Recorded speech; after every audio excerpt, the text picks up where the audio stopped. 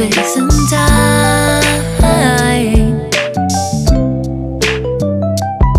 And I know how things must seem so fragile in our shells. And it's not so binary how we journey to ourselves. So how can I help watching the clouds pass through? No clue